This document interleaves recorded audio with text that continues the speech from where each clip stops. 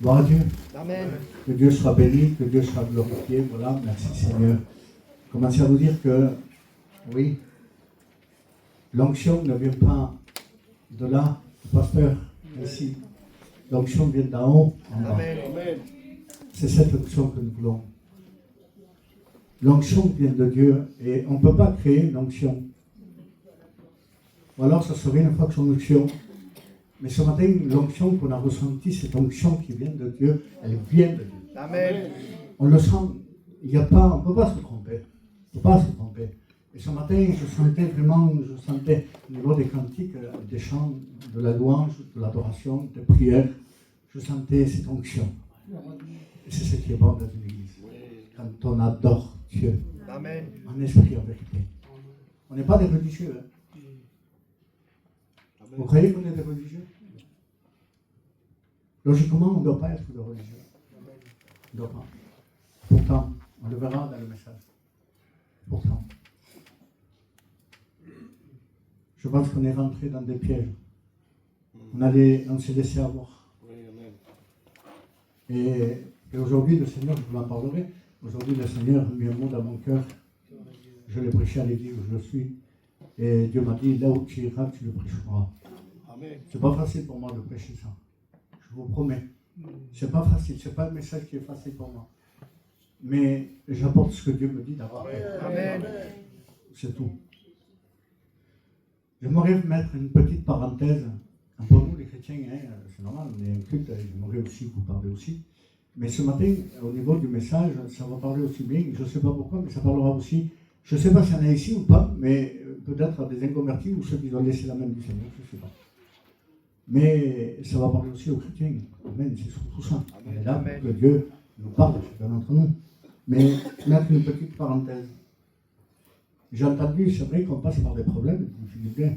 Hein, il y en a, et qui ne passe pas, comme je disais la dernière fois à l'église, je dis que celui qui passe pas par un problème aujourd'hui, qui n'a pas de problème, hein, que ce soit petit ou grand, lève sa main. Je vous promets qu'il n'y a personne qui a levé sa main. Et moi-même, je l'ai abaissé, et s'il aurait fallu la laisser par terre, je l'ai laissé par terre. Parce qu'on a tous des problèmes. Et quand on a des problèmes, on dit comme ça, on dit souvent, c'est vrai, on passe par des problèmes, je passe par un désert. Souvent, on entend cette expression qui dit « nous passons par un désert ». C'est vrai que l'expression, elle est biblique. Hein. Le désert, c'est des preuves, tout ce que tu veux. Mais on passe souvent par des déserts et on passe par des déserts et c'est pas facile. C'est pas facile pour nous, les chrétiens, c'est vrai. Mais voilà que Dieu m'a mis aussi ce petit mot pour nous, les chrétiens, et j'en ai fait un message que peut-être j'apporterai peut-être une autre fois, je ne sais pas, on verra. Mais quand quelqu'un passe par un désert, qu'est-ce qu'il cherche? Logiquement, si vous prenez quelqu'un qui est perdu dans le désert, la priorité de cette personne, elle cherche quoi? De l'eau. Quelqu'un m'a dit de s'en sortir. Bien sûr, de sortir du désert. Mais s'il est perdu, la priorité pour survivre et sortir d'un désert, c'est chercher l'eau. Amen. C'est ou non? D'accord. Alors imaginez quelqu'un qui va dans un désert qui est perdu, et là, on le voit, en train de creuser. Et là, on lui pose la question, on lui dit, mais qu'est-ce que tu cherches? Que cherches-tu?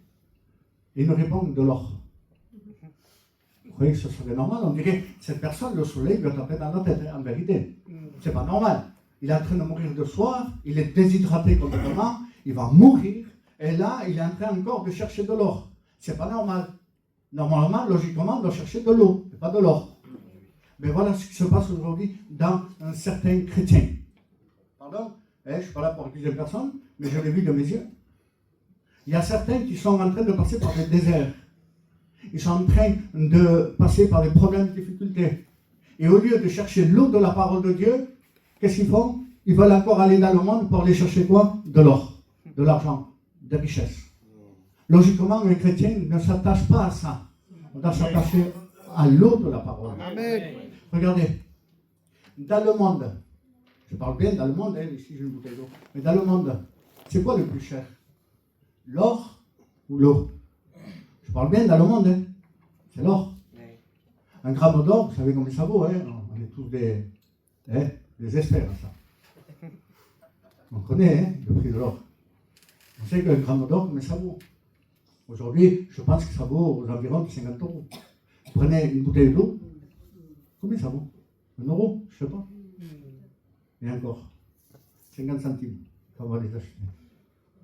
Ça vaut quoi? Ça vaut pas cher. Ça, c'est dans le monde. C'est-à-dire que dans le monde, l'or est plus cher que l'eau. C'est-à-dire que dans le monde, la richesse est plus chère que la parole de Dieu. Tu ne trouveras pas la parole de Dieu, parce que le monde n'en veut pas. C'est ordinaire pour eux. Tandis que l'or, c'est plus précieux. Mais quelqu'un qui passe par un désert, un chrétien, une chrétienne qui passe par un problème, l'eau, amen, est plus précieuse que l'or. Dans un désert, apportez-moi 1 kilo d'or ou 10 kilos d'or. Si je suis en train de mourir de soif, ou apportez-moi une bouteille d'eau, vous verrez ce que je vais choisir. Mais c'est dommage qu'aujourd'hui, il y a des chrétiens qui choisissent plus l'or que la parole. Alors qu'ils passent par des problèmes. Tu passes par un problème, cherche la parole. Amen. Cherche la solution dans la parole, parce qu'elle donnera toujours la solution. Et ça, c'est comme ça. On ne peut pas changer, c'est Dieu qui l'a dit comme ça. Et on n'a pas besoin de s'enrichir encore plus. Physiquement, on a besoin de s'enrichir spirituellement. Amen. Et aujourd'hui, plus que jamais, parce que tout va mal. Tout va mal. Alors cherchons plutôt l'eau de la parole, que Dieu soit béni, hein, et pas l'or dans ce monde, et les richesses et tout ce que vous voulez avoir. Ça ne sert à rien. De toute façon, tout restera ici. Si? Jésus a dit que tout passera. Tout. Sauf sa parole. Amen. Amen. Et si tu as ta parole, la parole de Dieu dans ton cœur, eh bien, toi, tu ne passeras pas. Amen. Mais si tu as les richesses dans ton cœur, il est dit, Seigneur, je ne sais pas le thème, mais je veux le dire, il est dit que là où sera ton cœur, sera ta richesse, ton trésor. C'est vrai. C'est comme ça. Si ton cœur cherche les richesses, c'est ton cœur qui sera là. Mais la Bible dit aussi que c'est de l'abondance du cœur que la bouche parle. De quoi tu parles tous les jours? D'argent, d'euros? De quoi tu parles tous les jours? De quoi tu t'entretiens? De voitures, d'affaires? Au lieu de parler du Seigneur, c'est de l'abondance du cœur que la bouche parle. Amen. On parle à des chrétiens ici, Seigneur. Amen. C'est bien que tu enseignes tes enfants à travailler, béni soit Dieu. Savoir travailler pour les enfants, c'est bien de les enseigner. Travailler honnêtement, c'est bien. Mais c'est mieux de les enseigner selon la Bible. Amen. Parce que cette richesse, elle ne passera jamais. Gloire à Dieu. Amen. On continue? Là, je vais rentrer dans le message. Comme je vous ai dit, ce n'est pas un message qui est facile à annoncer. Ce message va s'adresser à tous. Hein. À tous. Un converti, chrétien, chrétienne. Et surtout, je dis bien surtout à nous, les serviteurs de Dieu. Parce que c'est facile de parler. Hein. Facile de parler à des chrétiens, facile de parler à des chrétiennes, c'est facile, mais Dieu nous parle surtout à nous aussi. À nous, on n'est pas à part, on n'est pas exceptionnel, on est comme vous. On peut se laisser avoir. C'est la vérité. Même si on est près de Dieu, il n'y a pas de problème. Et quand ça vient comme ça, Dieu nous avertit. Peut-être que ce n'est pas tous qui vont l'accepter. Ce n'est pas tous qui vont accepter. Ça va être un peu compliqué, mais peut-être que ce n'est pas tous qui vont l'accepter. Et même ça va peut-être choquer certains. Mais je suis obligé de le dire. Parce que Dieu m'a parlé. Amen. Et quand Dieu parle, il ne faut pas se taire. Je ne me prends pas pour un prophète, Dieu m'en est témoin. Mais Dieu a dit à un prophète, il a dit comme ça, va et dis-leur qu'ils écoutent ou qu'ils n'écoutent pas. Qu'ils écoutent ou qu'ils n'écoutent pas, dis-leur. Après, toi, tu es déchargé de ce fardeau, mais ça reste entre eux et Dieu après. C'est-à-dire que moi, comme les serviteurs, nous sommes obligés d'apporter ce que Dieu nous dit d'apporter, et après, ça reste entre vous et Dieu. Mais il faut être franc pour se regarder si on est vraiment comme ça. Je vous ai dit que Dieu m'a parlé d'abord à moi. Il m'a parlé à moi, qui m'a mis pour garder l'église de la Paillade. Il m'a parlé à moi, pour notre église de la Paillade. Et le Seigneur, je le dis, il a brisé à moi certains systèmes, certaines pratiques de religion qui étaient rentrées dans l'église et dans le système religieux qu'on a laissé rentrer dans l'église. Un esprit, je vais aller loin, un esprit de religion qui s'est installé dans les églises aujourd'hui, dans pratiquement toutes. Je ne veux pas dire toutes, parce que certains vont dire, oui, mais nous, on n'est pas comme ça. Bon, ça regarde, c'est Dieu qui sait qui est comme ça et qui n'est pas comme ça. Mais moi, je dis qui peut être comme ça. Mais simplement de dire que l'esprit de religion, le système religieux, est rentré aujourd'hui dans nos églises. Nos églises. Et on va le voir ensemble. Est-ce que vous croyez qu'on n'est pas religieux? Il y en a certains, j'ai posé la question dans l'église de la Paillade, et certains m'ont dit, non, on n'est pas religieux, nous. Non, logiquement, on ne doit pas être religieux. J'ai dit, mais on va le voir ensemble. Est-ce que l'esprit de religion est rentré dans l'église? Est-ce que certaines pratiques que nous faisons, est-ce que ce n'est pas des pratiques religieuses, et même des méthodes modernes qu'on fait aujourd'hui, qui font partie aussi de certaines religions? Parce qu'il y a des religions, il y a des sectes, il y a des religions, et on fait, amen, on a laissé rentrer, nous, chez nous, amen, certaines pratiques. Il y a une pratique qui n'est pas anti-biblique, mais qu'on fait et qui trompe les gens. Vous allez le comprendre après. Pour vous dire que le premier message, c'est celui-là, que Dieu s'est adressé à moi. Je ne sais pas ce que Dieu a à 5 heures du matin avec nous. Je vous promets, je ne veux pas mentir, je ne veux pas manquer le ciel parce que les menteurs n'hériteront pas le royaume des cieux. Amen. Je ne veux pas manquer le ciel pour vous. Amen. Pour me faire voir, ça ne m'intéresse pas. Je dis la vérité. On me croit, on ne me croit pas, tant pis. Mais je dis ce que Dieu a fait. C'est rare, c'est quand Dieu veut me parler réellement un sujet, je ne sais pas moi, qui me réveille, il me réveille toujours à 5 heures du matin. Et des fois je dis, Seigneur, tu peux attendre un peu plus tard, non? À 5 heures du matin, je suis fatigué, je vous promets. Et là, dernièrement, c'est pareil.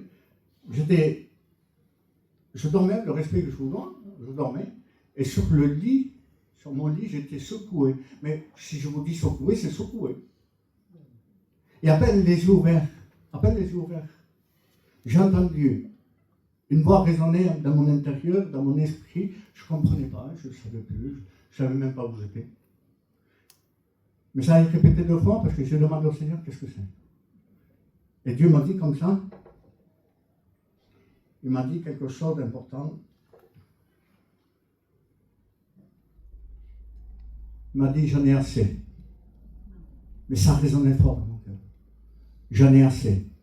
Des mains levées. Oh. Je ne comprenais pas, moi. Seigneur, quoi? Il me dit, j'en ai assez. Il me répète comme ça, j'en ai assez des mains levées et pas assez des yeux qui pleurent. Et là, Dieu, quand j'ai repris mes esprits, parce que je venais de me réveiller, je n'avais pas tous mes esprits, mais quand Dieu me parle, après il me donne le message complet.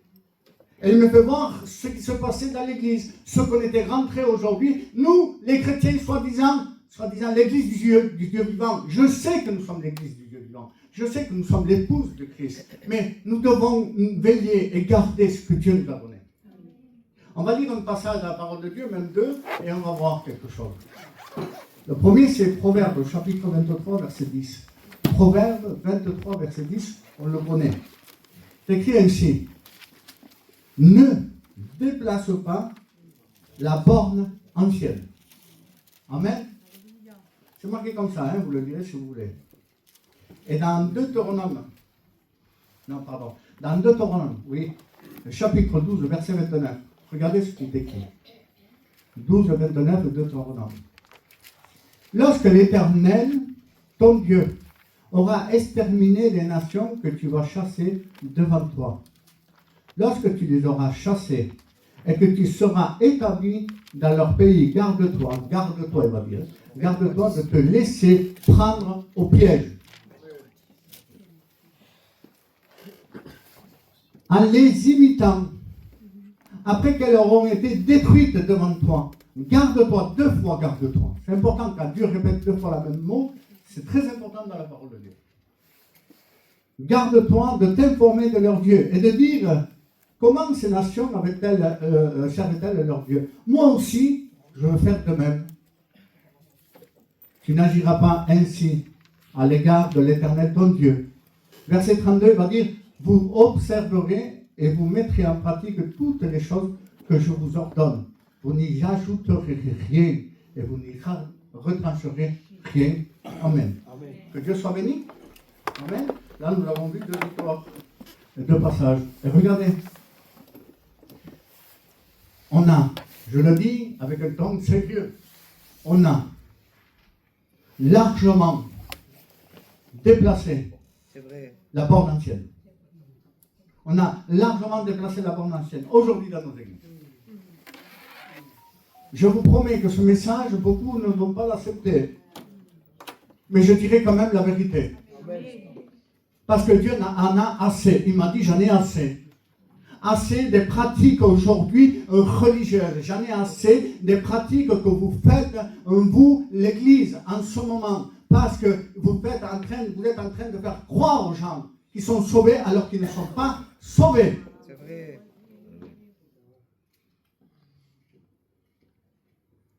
Jésus, Dieu m'a dit comme ça, j'en ai assez de mains levées. J'en ai assez. Alors je vais vous expliquer ce que c'est les mains levées. Amen. Premièrement, vous expliquer que les mains levées ça n'a pas de signification de repentance, bibliquement. Ce n'est pas une repentance, une main levée.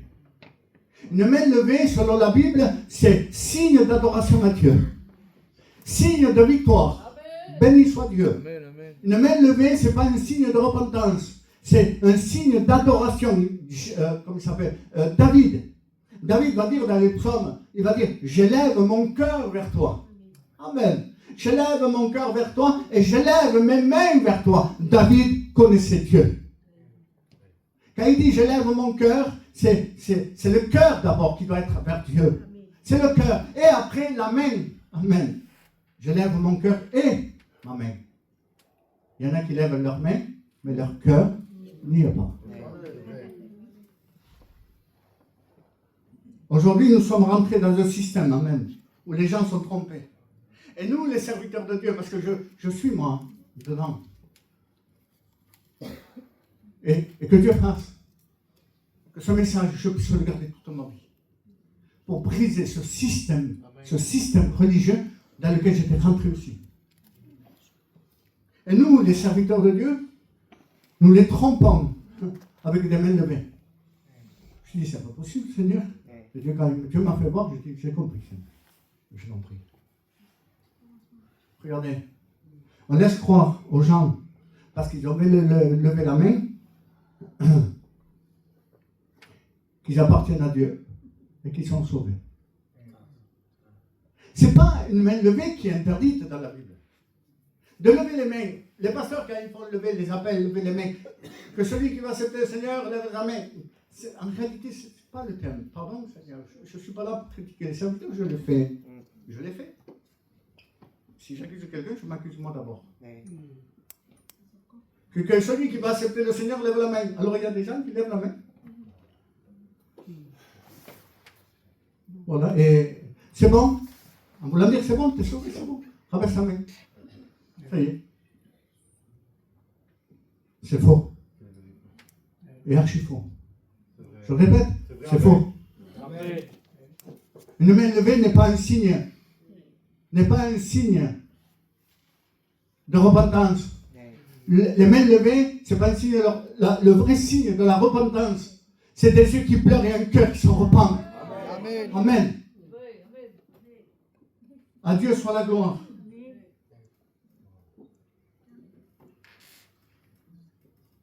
Regardez le pasteur. Je l'ai fait. Que Dieu me pardonne. Dans une réunion, on finit la réunion. On peut prêcher, même pas la repentance, on prêche même pas la repentance des femmes. C'est vrai. On prêche même pas la repentance, on prêche des thèmes de la Bible, je ne sais pas, la lumière, je ne sais pas moi, la foi. Et là, on va finir, mais pour finir, il faut toujours faire un appel. On dirait qu'on se sent obligé.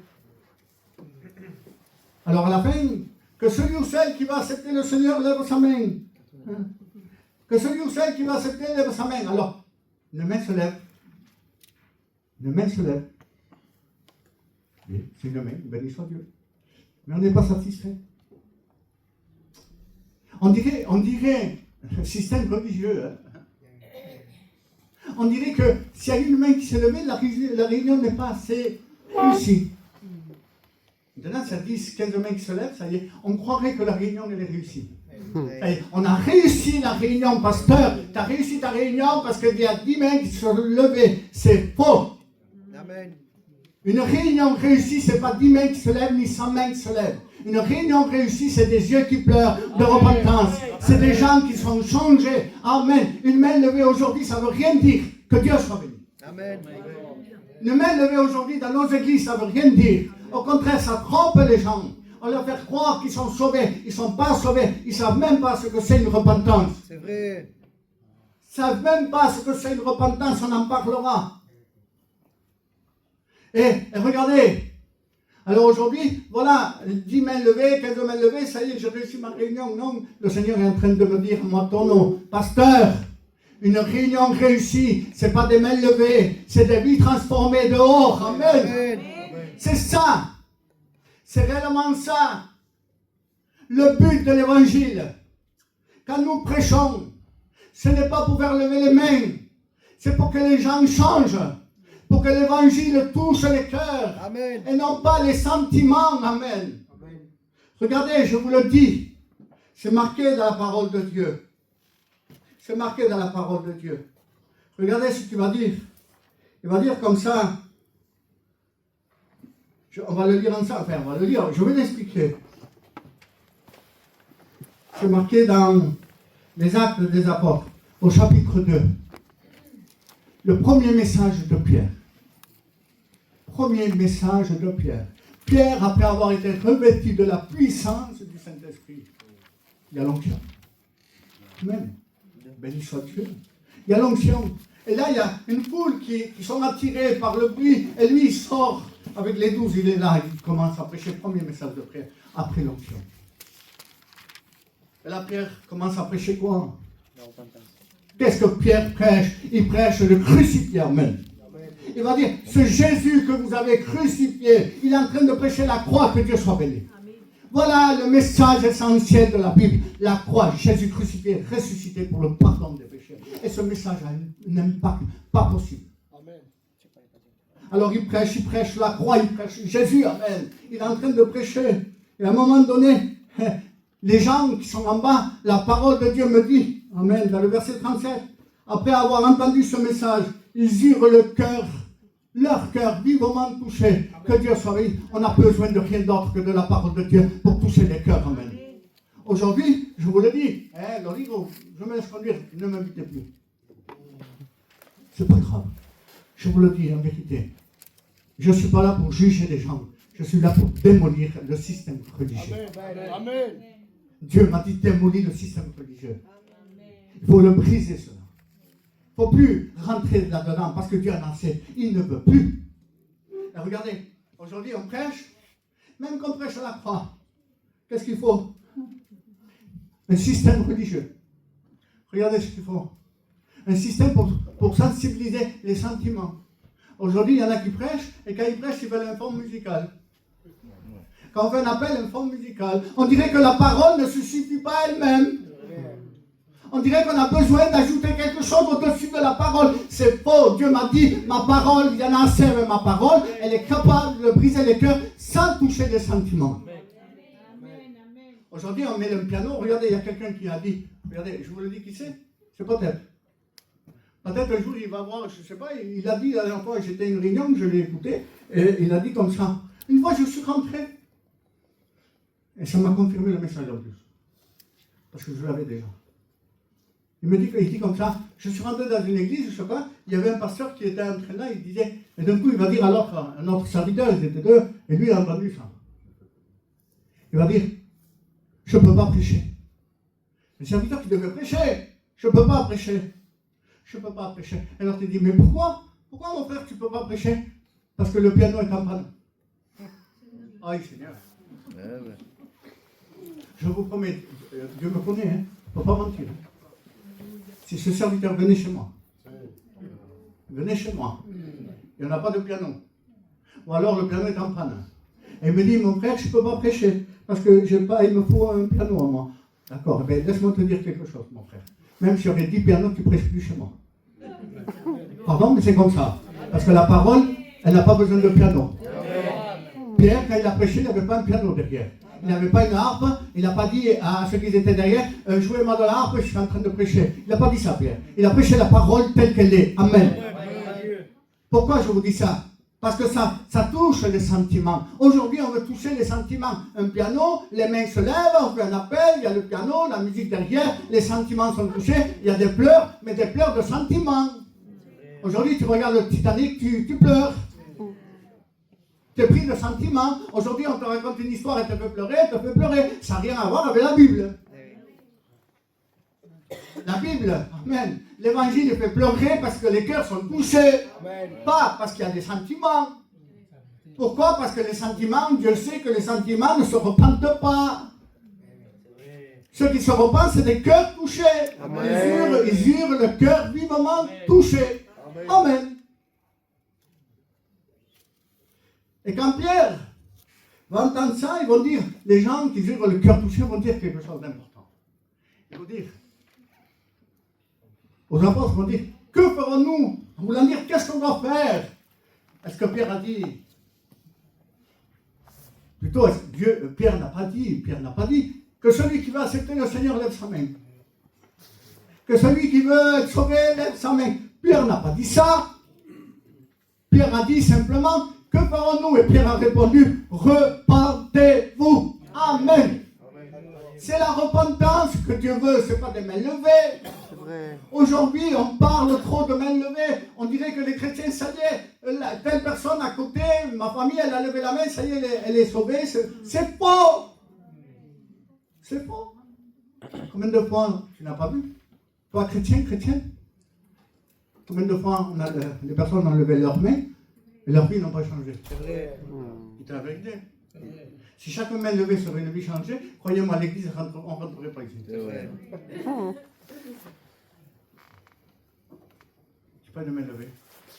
Et Dieu veut briser ce système. Parce que les gens, on est en train de faire croire que ça y est, c'est bon.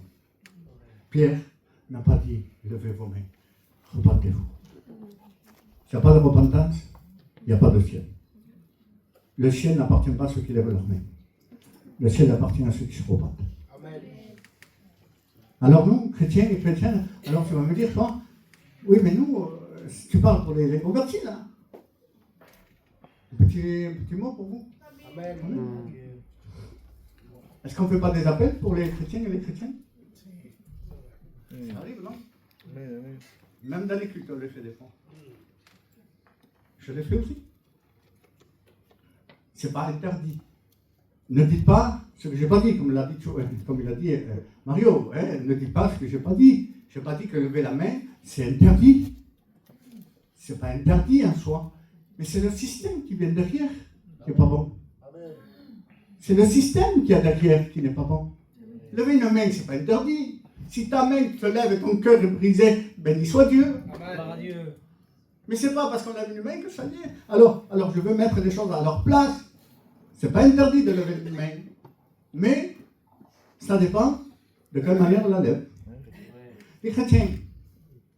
Souvent, il y a des chrétiens qui, entre guillemets, disent « Je suis fatigué. Spirituellement, je suis fatigué. » Il y a une différence entre fatigué et péché. D'entrée. Des fois, quand on a fait n'importe quoi, excusez-moi, je suis très franc. Des fois, quand on fait n'importe quoi, on se dit « J'étais fatigué. » Non, tu as péché, mon frère ou ma soeur. C'est vrai. Amen. Mais personne ne sait. Il n'y a que toi. Je ne rentre pas dans les détails du péché. Chacun connaît son péché. Chacun connaît sa transgression. David connaissait la sienne. Il va dire à un moment donné, tant que je me suis tué, ta main s'apesantait sur moi. Il connaissait son péché. Il dit, mais quand j'ai confessé, et oui, il faut confesser. Amen. Mais des fois ici, on ne veut pas confesser ici. Personne ne le sait. Et vous ne le savez, personne ne le sait. Ce n'est même pas une repentance. C'est un apaisement de conscience. On vient ici, on sait qu'on a fait quelque chose de pas terrible, mais quand on veut que personne ne le sache, alors que la Bible dit le contraire, la Bible dit confessez vos péchés les uns aux autres. Amen. Amen. Il n'y a plus de honte à cacher, qu'à confesser devant Dieu. Alors, regardez maintenant. On vient ici, le pasteur il vient, il prêche. Il prêche sur un thème, exhortation, et à la fin, il va dire, bon, la fatigue spirituelle, ça existe. C'est vrai qu'il y en a qui sont fatigués, sans avoir péché. Je ne parle pas de péché, mais il y en a d'autres qui se cachent derrière ça.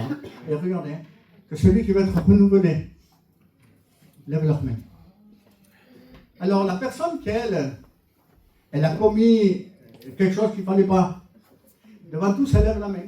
Parce qu'il y a plusieurs qui ont levé la main. Parce qu'il y en a qui sont sincères quand même. Hein.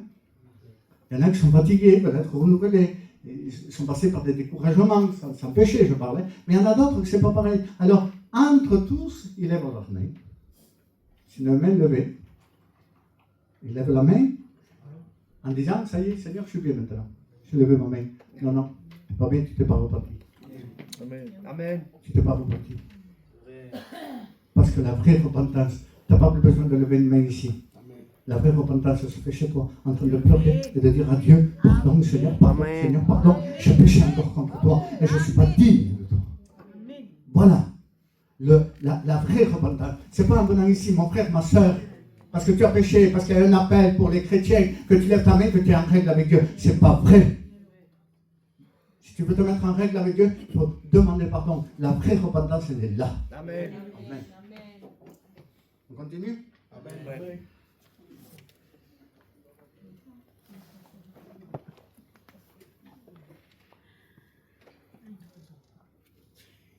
On peut parler des serviteurs? Mario, excuse-moi. Je suis obligé. Je suis obligé parce que, de toute façon, ce message, je l'ai reçu pour l'Église, pour les inconvertis aussi, il n'y a pas de problème, mais ce message, je l'ai reçu surtout pour les pasteurs. Amen. Et ce message, je sais que Dieu me le donnera à prêcher à une réunion de pasteurs.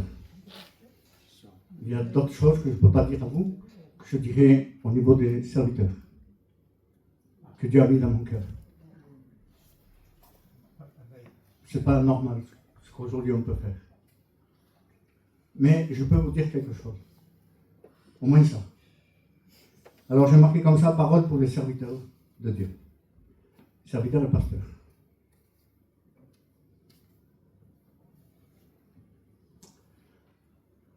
Aujourd'hui, on entend souvent, regardez, le pasteur il prêche, ce que vous voulez, et après il vient, il lève les personnes viennent, et ils vont dire comme ça, et on l'a dit souvent, répète après moi. Seigneur, les personnes qui sont en bas, hein, qui peut-être ne connaissent pas Dieu, hein, et les personnes répètent après eux, après nous. Seigneur, je te demande pardon. Purifie-moi par ton sang. Ils font que répéter ce que le pasteur est en train de leur dire. Laissez-moi vous dire quelque chose. Vous prenez un perroquet.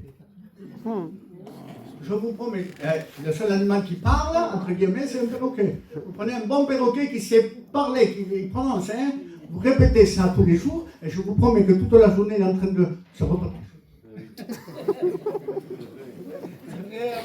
Toute la journée, vous entendez ce perroquet chez vous. Seigneur, pardon, sanctifie-moi par ton sang. Purifie-moi. Et tous les jours, il va le répéter. Mais c'est pour autant qu'il est converti? C'est pour autant qu'il a été sauvé? Non, ça reste un perroquet. Mais laisse-moi te dire, pasteur, pardon, Seigneur. On n'a pas, dans nos assemblées, on n'a pas besoin de faire des perroquets, on a besoin de faire des sauvés. Amen. Amen. Système religieux. Répète après moi. Ça ne se fait pas. Pourquoi? Parce que la vraie repentance n'est pas une répétition de mots, ce n'est pas une récitation, c'est une conviction personnelle dans un cœur pour qu'on puisse se repentir. Et ça, c'est produit par le Saint-Esprit. Amen. Amen. Quand Dieu m'a parlé, je me suis repenti devant Dieu. Parce que Seigneur, je l'ai fait, Seigneur. Et Dieu m'a dit, brise ça. Je vous promets, je vais le briser. Donc je vais aller, je vais le prêcher, parce que c'est pas normal ce qu'on fait. C'est pas normal. Les gens, ils sont en bas, ils répètent, après ils s'en vont, ils croient qu'ils sont sauvés. Aucune conviction de péché. Aucune aucune conviction. Parce que pour se repentir, il faut qu'il y ait une conviction. La Bible dit bien que le Saint-Esprit convaincra le monde de péché, de jugement, de justice. Convaincra. Il ne dit pas le Saint-Esprit fera répéter. On n'a pas le droit, nous pasteurs, de faire répéter. Alors, je le sais, oui, mais on veut les aider à se repentir, tu ne les aides pas. C'est vrai, amen. Tu ne les aides pas, tu es en train de les tromper. Parce qu'il n'y a aucune conviction de péché. Il y a juste une répétition de mots. Et Dieu ne veut pas qu'on répète les mots. Et qu'est-ce qu'on fait? On est rentré dans un système religieux. Je vous dis lequel? Celui de l'Église catholique.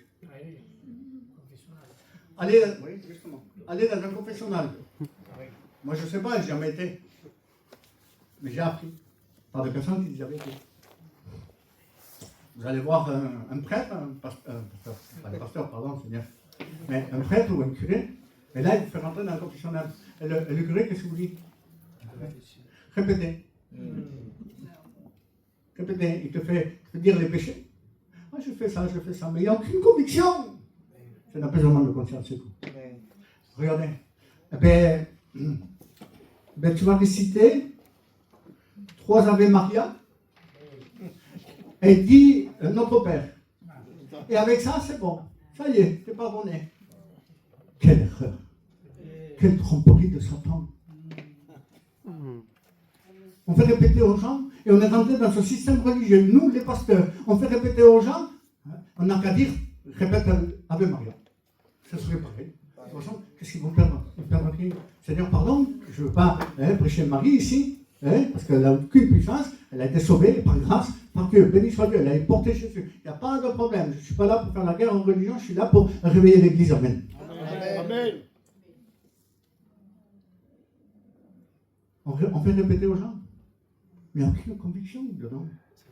Et on croit qu'on va les aider à se repentir. Ils ne se repentent pas. La vraie repentance n'a pas besoin qu'on les aide. Elle est là. Amen. Dans le cœur. Elle vient là. Et quand tu es convaincu du péché, je parle à des chrétiens, on sait ce que c'est quand même. Hein. Quand on a été convaincu, on s'est tenu devant Dieu, on a pleuré, on venait de rencontrer Dieu, Dieu a parlé dans notre cœur a été brisé, le Saint-Esprit est venu, il nous a convaincus que ce que la parole de Dieu disait c'était la vérité, il nous a convaincus, il nous a montré notre péché, il nous a montré ce qui n'allait pas dans notre vie, tout ce qu'on était en rébellion contre Dieu, la misère du péché, et là on n'a pas eu besoin d'un pasteur pour nous répéter des mots, on a été dans la chambre, on a pleuré, on a dit Seigneur, pardon pour telle chose, pardon pour telle chose, pardon pour ça, Seigneur, pardon pour ça. Seigneur, je me repens avec des larmes abondantes. Et là, dans l'humiliation, Dieu nous a pardonné. Ça n'a pas été une répétition de mots. Amen. On ne les aide pas. On ne les aide pas, au contraire. On les trompe. Sans le vouloir. Parce qu'il n'y a pas de pasteur qui va les tromper à le vouloir. Sans le vouloir, je les trompe. J'étais sincère dans mon cœur. Je l'ai trompé. Et Dieu me dit, non, brise ça. Brise-le, il y en a assez de ça. J'en ai assez. Je veux que les gens se repentent. Amen. Se repentent, il n'y a plus de repentance. Il n'y a plus de repentance. Merci pour ta parole. 2 minutes de plus. Amen. L'efficacité de ta parole. Il y a des religieux à l'époque, ils ont dit, l'époque de Jésus, c'était des religieux. Ils ont dit, nous avons Abraham pour père. C'était des religieux, ils parlent à Jésus. Hein. Nous avons Abraham pour père. Aujourd'hui, on ne dit plus ça. On n'a plus Abraham pour père, nous on ne le dit pas. Mais qu'est-ce qu'on dit aujourd'hui? Système religieux. Système religieux. Regardez ce qu'on dit. Nous faisons, j'ai rien, hein, je fais partie moi aussi. Nous faisons partie, je fais partie de la mission Vie Lumière. Je suis sauvé. Je fais partie des Philadelphie en Espagne, je suis sauvé. Je fais partie des ADD, je suis sauvé. Je fais partie de telle église, je suis sauvé. Faux. Faux. Moi, parce qu'on dit moi, le moi il est là, hein. Moi, je fais partie de telle église, cette grande église. Je suis sauvé. Moi, j'ai mon pasteur, si tu le connaîtrais. C'est un tel. Quelqu'un de renom. Si tu n'es pas repenti, tu n'es pas sauvé. Amen. Amen. Tu peux faire partie de toutes les églises que tu veux. Aller de Philadelphia à Ville-Lumière, de Ville-Lumière aux ADD, où tu veux. Si tu n'es pas repenti, tu n'es pas sauvé. Point final. Amen. Merci Seigneur qu'on prêche la véritable doctrine. Amen. La preuve, je suis là pour ça. Amen. Amen. Et s'il n'y a pas que moi. Tous mes frères, serviteurs de Dieu, on prêche la véritable doctrine. Amen. La vraie doctrine. Le voile pour les femmes. Béni soit Dieu. Amen. Gloire à Dieu. La tenue vestimentaire. Béni soit Dieu. Amen. On prêche ce que la Bible nous enseigne et on ne veut pas partir à côté. Mais des fois, on se laisse piéger. La parole de Dieu, celle que nous l'avons lue là, il dit, ne vous laissez pas piéger. Prenez garde. Eh bien, on n'a pas pris garde. On s'est laissé piéger par la religion, le système religieux qui est rentré. Et qu'aujourd'hui, le Seigneur dit non, je veux briser. La preuve, c'est que nous faisons partie de la véritable Église de Dieu. Que Dieu veut briser ce qui ne va pas. Si on ne serait pas l'Église de Dieu, nous, ici, Dieu ne nous aurait pas parlé. C'est parce que Dieu nous parle. C'est que Dieu a vu que son Église, c'est celle-là. C'est la sienne. Tous ceux qui se repentent réellement d'un cœur vrai et sincère sont sauvés. Ce n'est pas parce que tu fais partie de l'église d'ici. À la iglesia Mario, c'est un pasteur Max. Béni soit Dieu pour Mario, Max et Poun. Et tous les pasteurs qui sont là. Béni soit Dieu. Je rends grâce à Dieu pour ces pasteurs qui vous annoncent la vérité. Amen. Et ce n'est pas parce que tu as un pasteur Mario, Max ou Poun que tu es sauvé. C'est pas parce que tu t'es baptisé que tu es sauvé. C'est vrai. Amen. Ben oui. Vous savez qu'il y aura beaucoup de pas baptisés qui seront dans le ciel et d'autres baptisés qui resteront dans la terre, C'est vrai. à l'enlèvement de l'Église. Parce que beaucoup sont engagés, ils viennent de s'engager, et si Jésus revient demain, je parle dans le monde, et si Jésus revient demain, ils n'ont pas eu le temps de se baptiser, ils sont sauvés, ils sont repentis. Et d'autres sont baptisés, mais sans jamais avoir été repentis. Connaissement, c'est un bec. Ton nom, c'est vrai. Je ne veux pas dire que je suis vrai. Amen. Après, on le prend comme on veut, mais tu m'as dit non. C'est pas comme ça.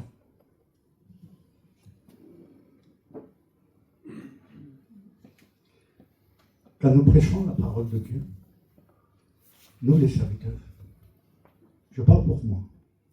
Parce que moi, je sais comment je suis dans mon cœur, je n'ai pas de problème. Mais quand je prêche l'évangile, je ne prêche pas, et surtout à ma famille aussi, qui sont perdus, je ne prêche pas pour faire lever les mains. Je prêche pour que les âmes se convertissent. Amen. L'évangile que je prêche, que nous prêchons, c'est en réalité pour sauver les âmes. Ce n'est pas pour avoir un résultat positif, soi-disant de m'élever dans une église. Ça ne m'intéresse plus. Je vous promets que ça ne m'intéresse pas. Ce qui m'intéresse, quand je prêche, je vous le dis, c'est que les drogués ne se droguent plus. Amen. C'est que les menteurs ne mentent plus. Amen. Que les tricheurs ne trichent plus. Que ceux qui vivent, qui sont séparés, les couples se réunissent. Que ceux qui battent leurs femmes ne les battent plus. Amen. Que ceux qui sortent ne sortent plus. Attends. L'évangile a un résultat positif, non pas de main levée, Amen. mais de vie transformée. C'est ça l'évangile, le vrai que nous prêchons. C'est des vies transformées qui feront ce que Dieu veut après. Et je vous promets que je prêche cet évangile pour voir des vies transformées. Ça ne m'intéresse plus de voir des mains levées. Ça ne m'intéresse pas. Parce qu'une main levée ici peut être ici levée, mais dehors, rien de changé. Mais ce que j'aimerais, moi, de dire ton nom. Tu vois, quand tu es venu prêcher, quand tu as prêché la croix, il y a un tel là, se droguer, se drogue plus. Ton nom, quand tu as prêché là-bas, quand la parole de Dieu, elle a impacté les cœurs, quand il n'y avait pas de fond musical, quand il y avait juste deux cantiques ou trois, et que tu as prêché, moi ce que je voudrais entendre, en vérité, Dieu m'en est témoin, ce n'est pas de main levée, Seigneur, ça m'intéresse plus, hein. Mais des vies transformées, comme disent, tu vois, un tel, il était séparé de sa femme, ils se remis ensemble, les enfants, ils sont heureux. J'ai dit, mais Seigneur, mais c'est ça l'évangile. Amen. C'est ça l'évangile. Oui, mais ça c'est sur la terre, mais ils sont sauvés. Mais laisse-moi te dire, produisez donc du fruit digne de repentance. Amen. C'est marqué, non? C'est marqué ça. Produisez donc du fruit digne de repentance. C'est-à-dire que la repentance a un fruit. Et les gens qui se remettent avec leur femme, les gens qui ne battent plus la femme, les gens qui ne se droguent plus, les gens qui ne mentent plus, qui ne trichent plus, qui ne font rien de mauvais, qui ne pêchent plus, c'est un signe, amen, réellement de repentance, amen. Voilà pourquoi, moi, personnellement, je préfère qu'on me dise un tel a changé. Ça, c'est l'impact de la parole de Dieu, de la prédication de la croix. Elle se suffit elle-même. Amen. Mon frère, ma soeur qui est là, quand il y a quelqu'un à côté de toi, et qu'il y a un appel pour la repentance, ne dis pas, lève ta main, c'est sa parole. On n'est pas là. Elle va t'obéir, elle va te dire, mais je lève la main, elle me l'a dit, je lève la main. Il n'y a aucune conviction, je vous promets. N'essayez pas de faire plus que la parole de Dieu. Parlez, si vous voulez, témoignez ce que Dieu a fait pour vous. La vraie repentance, c'est que ça a été pour vous. On ne crée pas les chrétiens. On ne peut pas les créer, les chrétiens. Les chrétiens, même le pasteur, on ne peut pas créer les chrétiens. Un chrétien, on ne peut pas les créer. C'est Dieu qui les fait naître de nouveau. On dirait qu'aujourd'hui, on veut créer les chrétiens. Aujourd'hui, on veut créer les chrétiens. On ne peut pas créer les chrétiens. Le chrétien, c'est né de nouveau, c'est un miracle de Dieu. Amen. Un pasteur, aujourd'hui, on dirait qu'on veut faire tout, les baptiser, faire des églises remplies. Qu'importe. C'est une petite église, vous la connaissez. Petite église. Hein. On n'est pas nombreux, hein. Vraiment pas. Mais ce n'est pas le nombre qui compte. Ici, on n'est pas nombreux. Je sais que d'habitude, il y a beaucoup plus de gens, il y a des malades, on a prié pour eux. Il y a beaucoup plus de gens. Mais ce n'est pas la question de grande ou petite église. C'est une question de cœur. Amen. C'est une question d'aimer Dieu, de servir Dieu, d'être là et de travailler pour les âmes. Mais on ne pourra pas travailler pour elles, essayer de les amener au salut, si on rentre dans un système religieux. Jésus ne viendra pas chercher des religieux, il viendra chercher des sauvés. Amen. Gloire à Dieu. Alors je ne sais pas, j'ai apporté ce que Dieu m'a dit dans mon cœur. Je vous demande tous ensemble. Je fais partie de la mission des Lumières, je fais partie des pasteurs de Montpellier, avec les serviteurs qui sont là, les anciens, plus anciens que moi. Et je me demanderai à tous, vraiment, d'essayer de demander à Dieu, tous ensemble, de briser ce système religieux, qui ne font pas des sauvés, mais qui font des trompés. Amen. Et que, à partir de maintenant, nous puissions dire ce qui est vrai. De dire que le vrai chemin, c'est la repentance. D'apporter ce qu'est la Bible, réellement la Bible. Et de prier, je vous invite à prier, dans ce contexte de combat, dans ces derniers temps, de briser ce système religieux. Priez pour nous les pasteurs, parce qu'on a besoin encore, de cette puissance de Dieu, pour apporter ces messages qui viennent de Dieu. Priez pour moi, je ne vais pas finir encore, je vous promets. Ce combat, j'ai commencé il y a quelques jours, quelques temps, et je veux le continuer. Amen. Amen. Et là où j'irai, je le prêcherai. Je sais que j'aurai des difficultés, surtout au niveau des pasteurs. Il y a des pasteurs, j'en suis convaincu, m'appelleront, je dirai la vérité. Il y a des serviteurs qui me diront, oui, mais comment on fait alors pour lever les mains? Je leur dirai ce que Dieu m'a dit dans mon cœur, mais priez pour moi, parce que ce combat n'est pas gagné. On a un adversaire devant, et il veut utiliser des armes qu'ils ont infiltrées dans l'église et qui ne sont pas de Dieu. Alors c'est à nous, à veiller, à garder réellement la doctrine, la véritable doctrine de la parole de Dieu, et de dire la vérité, que ça plaise ou pas, de dire ce qui est vrai. Et nous sommes là tous engagés à combattre ce bon combat. Alors ce matin, je vous prie à tous et à toutes, dans vos prières, de vous souvenir de ce message et de combattre pour la religion, de briser la religion, et que les gens se convertissent réellement, que les gens ne viennent pas ici pour lever leurs mains, mais qu'en réalité, l'évangile soit un impact dans leur cœur et qu'ils puissent changer. Nous sommes tous engagés, nous avons tous un combat, nous menons tous ce combat. Et en vérité, je vous le dis en vérité, je vous engage à tous à combattre ce bon combat de la foi. C'est le combat de la foi. Alors nous allons prier le Seigneur. Seigneur, notre Dieu, notre Père,